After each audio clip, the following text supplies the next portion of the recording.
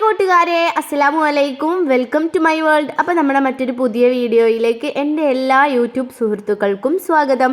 അപ്പോൾ നമുക്ക് വീഡിയോയിലേക്ക് പോവാട്ടോ. ഇന്നിതാ ബീൻസ് ഉപ്പേരിയാണ് കേട്ടോ ഫസ്റ്റ് തന്നെ ഉണ്ടാക്കുന്നത്. അപ്പോൾ അതിനായിട്ട് ഇതാ ബീൻസൊക്കെ നന്നായിട്ട് ചെറിയതാക്കിയിട്ട് അരിഞ്ഞെടുക്കുന്നുണ്ട്. ഇതിലും ചെറുതാക്കിയിട്ടാണ് ഞാൻ അരിയാണെങ്കിൽ അരിഞ്ഞെടുക്കട്ടെ. അത് ഉമ്മ ആയതുകൊണ്ടാണ് ഇങ്ങനെ. ഞാൻ അരിയാണെങ്കിൽ കട്ടിയില്ലാതെ കുനുകുനാന്ന് അരിഞ്ഞുകൊണ്ട് എടുക്കും. അപ്പോൾ അതൊക്കെ അരിഞ്ഞവിടെ റെഡിയാക്കി വെച്ചിട്ടുണ്ട്. ഇനി നമുക്ക് കുറച്ച് ചീനമുളകാണ് കേട്ടോ. അത് നന്നായിട്ടൊന്ന് കുത്തി ചതച്ചിട്ടെടുക്കണം. പച്ചമുളകാണ് സാധാരണ ഇതിൽ ചേർക്കൽ. അപ്പോൾ നമുക്കിപ്പോൾ കുറച്ചധികം ചീനമുളക് ഉണ്ടായതുകൊണ്ട് തന്നെ ചീനമുളകിലാണ് കേട്ടോ ഉപ്പേരിയൊക്കെ റെഡിയാക്കി എടുക്കൽ. പിന്നെ കറിക്ക് അരക്കുകയാണെങ്കിലൊക്കെ അതാണ് ഇടൽ. അപ്പോൾ ചട്ടി വെച്ചിട്ട് എണ്ണ ചൂടാക്കി കടുക് പൊട്ടിച്ചിട്ട് അതിലേക്ക് നമ്മളിതാ ബീൻസ് ഇട്ട് കൊടുക്കുകയാണ്.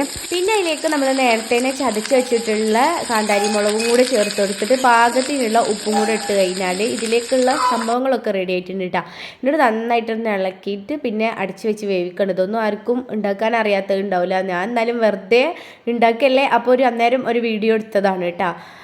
ഭയങ്കര സിമ്പിളായിട്ട് നാടൻ രീതിയിൽ പെട്ടെന്ന് ഉണ്ടാക്കാൻ പറ്റുന്നതാണ് കേട്ടോ. അതിൽ വെറൈറ്റി ആയിട്ട് ഒന്നും തന്നെ ചേർത്തിട്ടില്ല. പിന്നെ ഉമ്മ അങ്ങനെയാണ് ഉണ്ടാക്കുന്നത്. അപ്പോൾ ഞാൻ വേഗം അങ്ങനെ തന്നെ വീഡിയോ എടുത്തതാണ്. അപ്പോൾ സംഭവം ഇവിടെ റെഡി ആയിട്ടുണ്ട്. ഇനി ഞാൻ കാണിക്കാൻ പോണത് അടുത്ത ദിവസം ഞങ്ങളുടെ വീട്ടിലുണ്ടാക്കിയ സിമ്പിളായിട്ടുള്ള എന്നെ നാടൻ രീതിയിലുള്ള കേബേജ് ഉപ്പേരീൻ്റെ ആണ് കേട്ടോ. അന്നത്തെ ദിവസം പിന്നെ ഞാൻ വേറെ വീഡിയോ ഒന്നും എടുത്തിട്ടുണ്ടായിരുന്നില്ല. അപ്പോൾ എല്ലാം കൂടെ വേറെ ഇടണ്ടെന്ന് വിചാരിച്ചിട്ട് ഒന്നിച്ച് തന്നെ ആക്കിയതാണ്. അപ്പോൾ നല്ലൊരു വലിയ കേബേജ് ഉണ്ട്. അതിൻ്റെ ഒരു കഷ്ണമാണ് എടുത്തിട്ടുള്ളത്. അപ്പോൾ നന്നായിട്ട് ചെറുതായിട്ട് അരിഞ്ഞെടുക്കുന്നുണ്ട് കേട്ടോ. എന്നത്തെ പോലെ തന്നെ ഇതിലേക്കും നമ്മൾ മുളക് ചതച്ചത് തന്നെയാണ് ഇടുന്നത്. നമ്മൾ ചീനമുളക് ചതക്കാൻ വേണ്ടിയിട്ട് ഇട്ടിട്ടുണ്ട്. നന്നായിട്ടൊന്ന് ചതച്ചിട്ട് ഇനി നമ്മൾ ചട്ടി വെക്കുന്നു, എണ്ണ ഒഴിച്ചു കൊടുക്കുന്നു, കടുക് പൊട്ടിക്കുന്നു. ഇതൊക്കെ സെയിം സാധനങ്ങൾ തന്നെയാണ് കേട്ടോ. നമ്മൾ വീട്ടിൽ സാധാരണ ഉണ്ടാക്കുന്ന എല്ലാ ഉപ്പേരികളും ഇതേപോലെ തന്നെ ആയിക്കാരല്ലോ. പിന്നെ വല്ല മാറ്റങ്ങൾ ഉണ്ടെന്നുണ്ടെങ്കിൽ എന്തൊക്കെയെങ്കിലുമൊക്കെ എന്തെങ്കിലും ചതച്ചിടുക, വെളുത്തുള്ളി അല്ലെങ്കിൽ ചീരുള്ളി അങ്ങനെ ചതച്ചിടുമ്പോഴാണ് വ്യത്യാസം വരിക. അല്ലെങ്കിൽ ഒക്കെ കടുക് പൊട്ടിക്കുക, കടുക് വറ അയിന്മലാണ് എല്ലാം ഉപ്പേരി.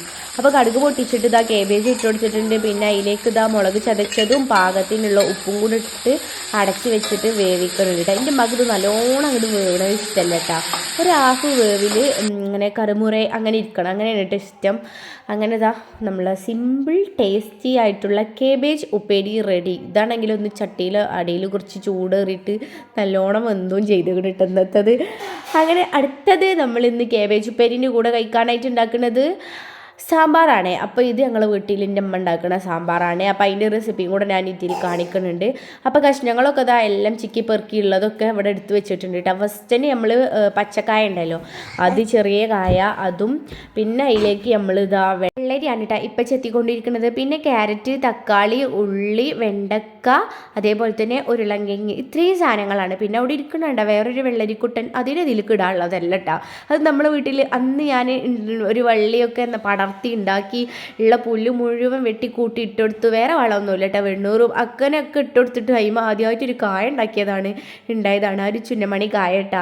ചെറുതിൽ തന്നെ അതുകൊണ്ട് പഴുത്ത് പറഞ്ഞാൽ അതിൻ്റെ വള്ളി കേടന്നപ്പോൾ പഴുത്ത് പോയതാണ്. അപ്പോൾ നമുക്ക് കറിക്കൊന്നും എടുക്കണില്ല, വെറുതെ ഒരു ചോക്ക് വേണ്ടിയിട്ട് അവിടെ അങ്ങനെ വെച്ച് കണ്ടിട്ടാ. അപ്പോൾ പിന്നെ കുക്കർ വെച്ചു, അതിലേക്ക് പരിപ്പ് ഇട്ടെടുത്തു, ഇഞ്ചി, വെളുത്തുള്ളി, ഉള്ളി, വഴുതനങ്ങ, പിന്നെ അതേപോലെ തന്നെ ഉരുളൻകിഴങ്ങ്, പച്ചക്കായ, തക്കാളി, ക്യാരറ്റ്, അങ്ങനെ നമ്മൾ വീട്ടിലുള്ള എല്ലാ സാധനങ്ങളും ഇതിലേക്ക് ഇട്ടിട്ടുണ്ട് കേട്ടോ. വെള്ളരി, മത്തൻ, അങ്ങനെ കുറേ സാധനങ്ങൾ. പിന്നെ ഇതെന്ന് പറഞ്ഞാൽ ഉണക്കി വെച്ചിട്ടുള്ള മാങ്ങയാണ് കേട്ടോ. പുളിക്ക് ആവശ്യമായിട്ട് പുളിവെള്ളമല്ല നമ്മൾ ഒഴിക്കുന്നത്, ഉണക്ക മാങ്ങയാണ് കേട്ടോ ചേർത്ത് കൊടുക്കുന്നത് സാമ്പാർക്ക്. പിന്നെ മഞ്ഞൾപ്പൊടി, മുളക് പൊടി, പിന്നെ കുറച്ച് വെള്ളം, കുറച്ച് വെള്ളമല്ല പാകത്തിനുള്ള വെള്ളം കേട്ടോ. അതും ഒഴിച്ച് ഉപ്പ് പാകത്തിനും കൂടെ ഇട്ടെടുത്തിട്ട് നമ്മൾ കുക്കറിൽ അങ്ങ് വേവിക്കാൻ വെക്കണം. എത്ര വിസിൽ വരെ അടുപ്പിച്ചിക്കണമെന്നൊന്നും എനിക്കും അറിയില്ല കേട്ടോ. അപ്പോൾ സാമ്പാർ ഇവിടെ റെഡി ആയിട്ടുണ്ട്. വെള്ളമില്ല. ഇതാണ് ഇപ്പോൾ സാമ്പാർ, നല്ല കുറുകിയ സാമ്പാർ. അപ്പോൾ കഷ്ണങ്ങളൊക്കെ വെന്ത് കിട്ടിയിട്ടുണ്ട്. വേറൊരു ചട്ടിയിലേക്ക് എണ്ണ ഒഴിച്ച് കടുക് പൊട്ടിക്കുന്നുണ്ട്. എന്നിട്ട് അതിലേക്ക് ഉലുവ ഇട്ടെടുക്കുന്നുണ്ട്.